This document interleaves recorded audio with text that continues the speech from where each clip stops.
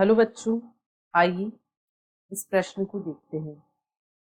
Transgenic basmati चावल की उन्नत किस्म। विकल्प ए को रासायनिक उर्वरकों तथा वृद्धि हार्मोनों की आवश्यकता नहीं होती।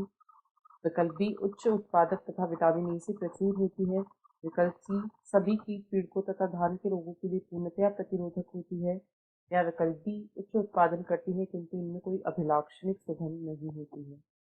इस प्रश्न की जो मुख्य अवधारणा है, मुख्य अवधारणा वह है ट्रांसजेनिक बासमती।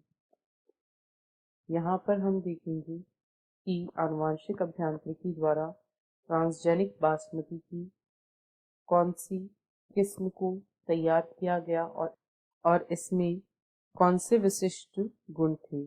तो ओराइजा सेटाइवा यह ट्रांसजेनिक बासमती चावल की उन्नत किस्म है। यह ट्रांसजेनिक बासमती चावल की उन्नत किस्म है और इसमें आनुवांशिक अभियांत्रिकी द्वारा तैयार किया गया। इसे आनुवांशिक अभियांत्रिकी द्वारा तैयार किया गया।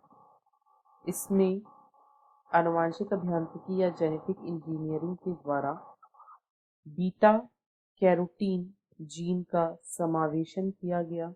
बीटा कैरोटीन जीन का समावेशन आनुवांशिक अभियांत्रिकी के द्वारा किया गया और जिससे विटामिन ए से प्रचुर यह किस्म प्राप्त हुई।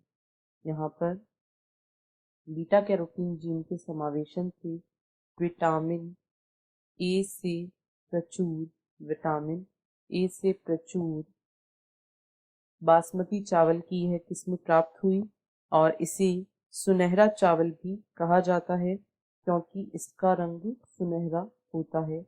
यह सुनहरे चावल के नाम से भी प्रसिद्ध है और इसकी जो मुख्य विशेषता होती है वह यह है कि यह विटामिन ए से भरपूर चावल की किस्म है और इसमें उत्पादन भी उच्च होता है और यह कई प्रकार के रोगों के लिए प्रतिरोधी भी है। अब यदि विकल्पों को देखें तो विकल्प ए में कहा गया है ट्रांसजेनिक बासमती चावल की उन्नत किस्म को रासायनिक उर्वरकों तथा वृद्धि हार्मोनों की आवश्यकता नहीं होती है। तो इसे आवश्यकता नहीं होती है परंतु यह इसका एक विशेष गुण नहीं है। बी में कहा गया है उच्च उत्पादक तथा विटामिन ए से प्रचुर होती है। तो इसका जो मुख्य गुण होता है, इसकी जो मुख्य विशेषता होती है वह यही होती है कि इसमें विटामिन ए प्रचुर मात्रा में पाया जाता है और इसका उद्देश्य, इसे निर्माण करने का उद्देश्य यही था कि इसमें बीटा कैरोटीन का समावेशन किया गया था जो कि विटामिन ए की पूर्ववर्ती होती है। सी में कहा गया है सभी कीट पीड़कों तथा धान के रोगों के प्रति पूर्णतया प्रतिरोधक होती है। तो यह सभी रोगों और पीड़कों के प्रति पूर्ण प्रतिरोधक नहीं होती है, अतः यह गलत है। डी में कहा गया है उच्च उत्पादन करती है परंतु कोई अभिलाक्षणिक सुगंध नहीं होती है। तो यह भी गलत है क्योंकि इसमें उत्पादन तो उच्च होता ही है, साथ ही साथ इसकी एक अभिलाक्षणिक सुगंध भी होती है। अतः विकल्प बी इस प्रश्न का सही उत्तर है। आशा है आपको प्रश्न समझ आया होगा। धन्यवाद।